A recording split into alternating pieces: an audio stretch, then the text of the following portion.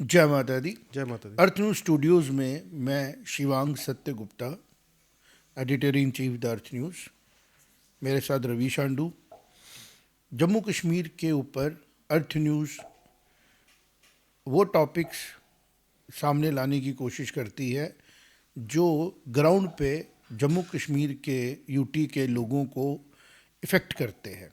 आज चर्चा करेंगे जम्मू कश्मीर के अंदर पंचायत वाइब्रेंट क्यों नहीं बन पाया।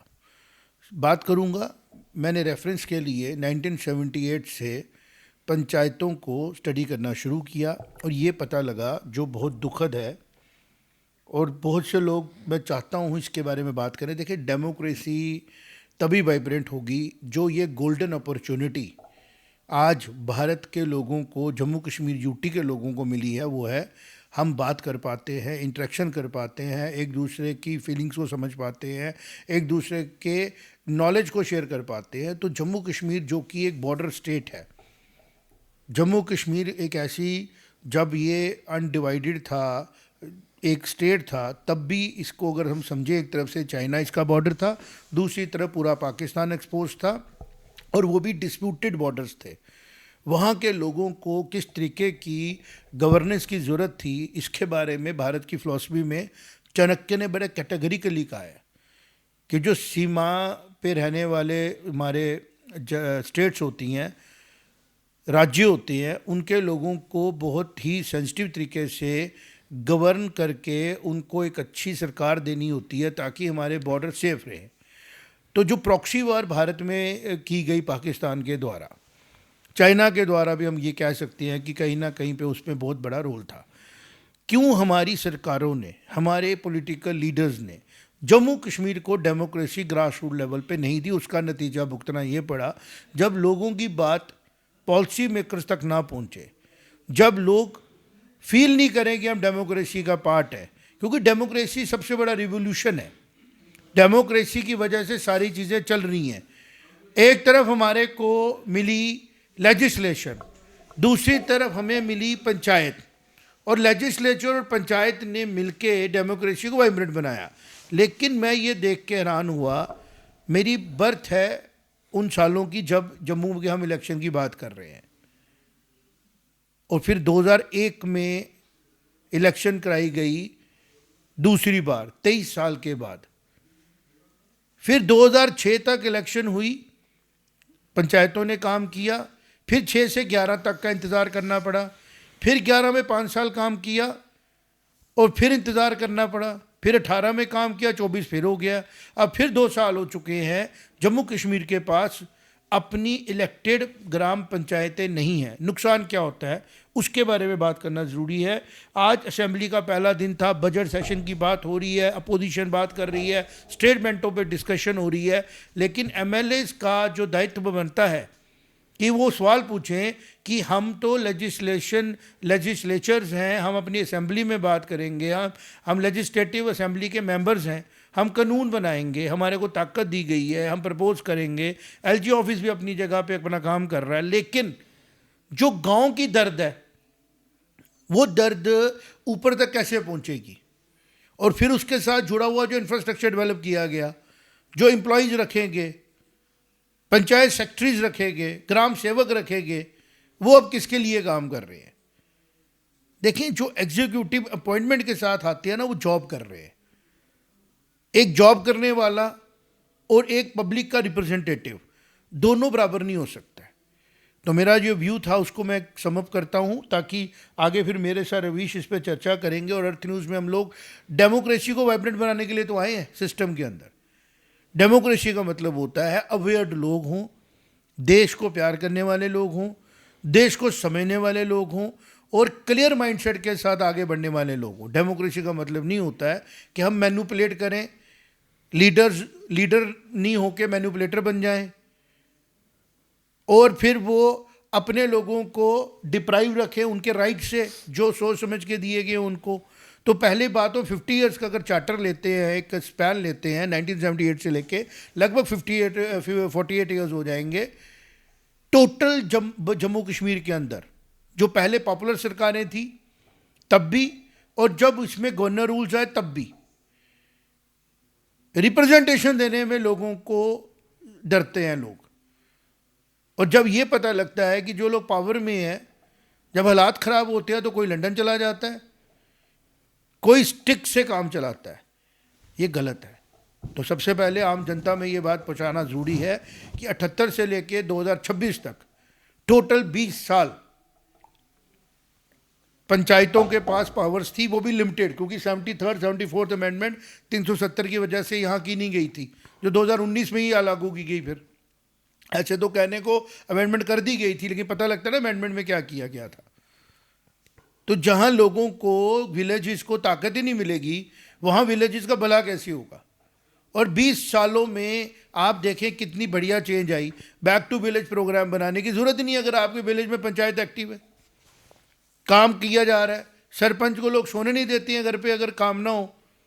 यही था ना मकसद, जो क्रेडिट लेना चाहिए था। और आज मैं देख रहा हूँ अपोजिशन भी साइलेंट बैठी है हर जगह पे कि 30 साल जम्मू कश्मीर यूटी में पंचायतों के इलेक्शन नहीं कराए गए, पंचायतें दी नहीं गई, लोकल बॉडीज़ की तरफ ध्यान ही नहीं था। और यही हाल उस टाइम तक लद्दाख का भी था, और आज भी हम देख रहे हैं लद्दाख में वही हालत है। तो रवीश इसके ऊपर चर्चा करेंगे, इसकी प्रॉब्लम को समझेंगे और देखेंगे कि हम कैसे लोगों में चेतना पैदा करें ताकि लोग बात करें और स्टेट इलेक्शन कमीशन अपने अपने उसमें काम को अच्छे से करे।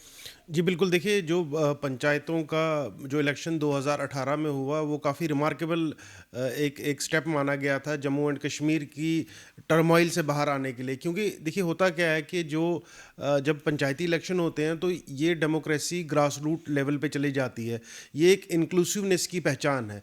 और मेरी सोच ये है कि पाकिस्तान कभी नहीं चाहेगा कि कश्मीर के या जम्मू कश्मीर के जो रिहायशी जो लोग रहते हैं, जम्मू कश्मीर के सिटीजन्स जो हैं, उनको इतने ज़्यादा राइट मिले।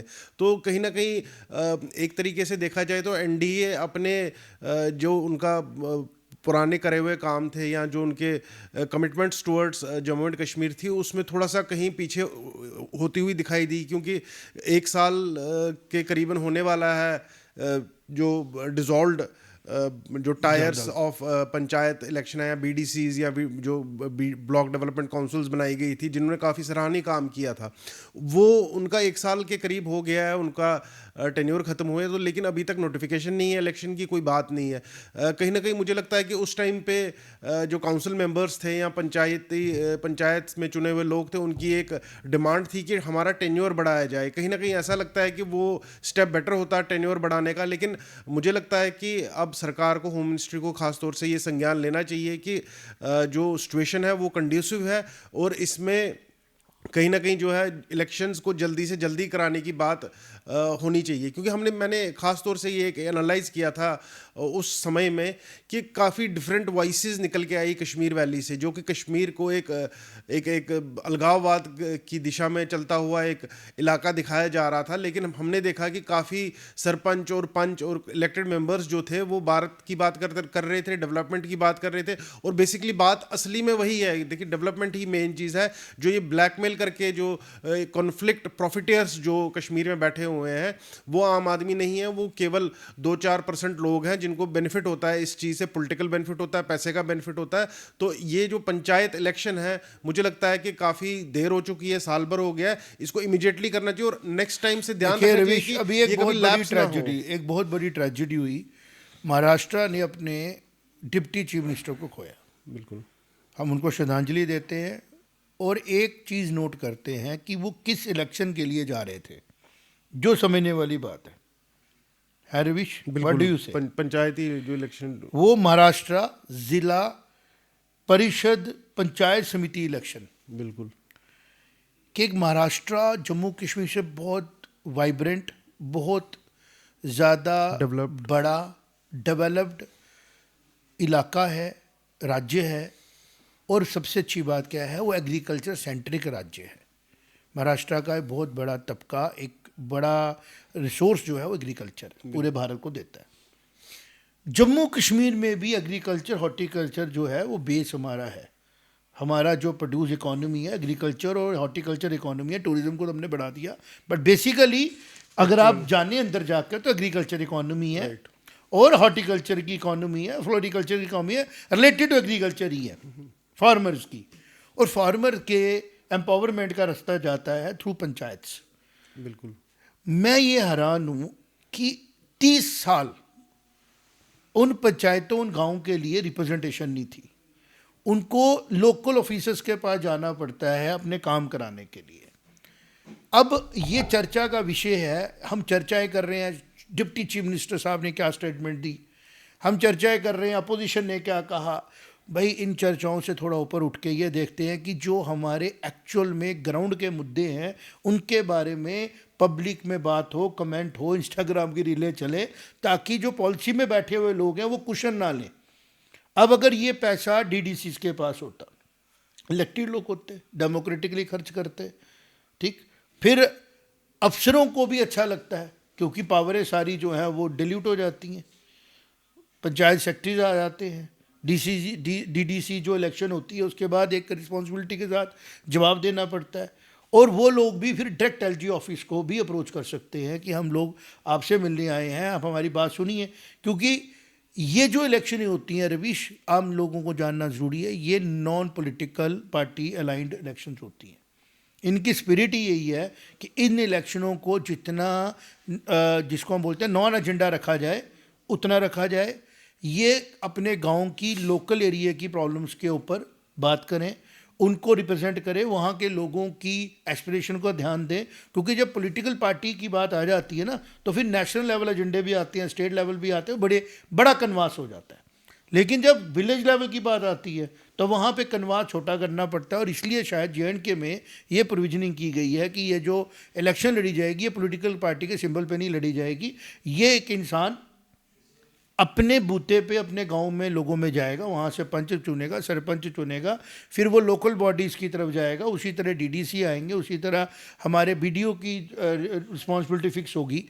लेकिन जब ये इलेक्शनें जम्मू कश्मीर में 30 साल नहीं कराई गई, ये मंशा दिखाता है कि जम्मू कश्मीर के प्रॉब्लम में ये भी एक बड़ा रीज़न सामने आएगा। कभी कोई रिसर्च पेपर बनाए और ये देखे, क्योंकि देखिए मैं एक बात बार बार कहना चाहूँगा, भारत ने चूज़ किया कि हम फेडरल स्ट्रक्चर होंगे, डेमोक्रेटिकली चलेंगे, और डेमोक्रेसी में राजीव गांधी जी को क्रेडिट दिया जाता है कि उन्होंने इन पंचायती राज एक्ट के लिए बड़ा एक मुहिम चलाया था, अगर आपको याद हो।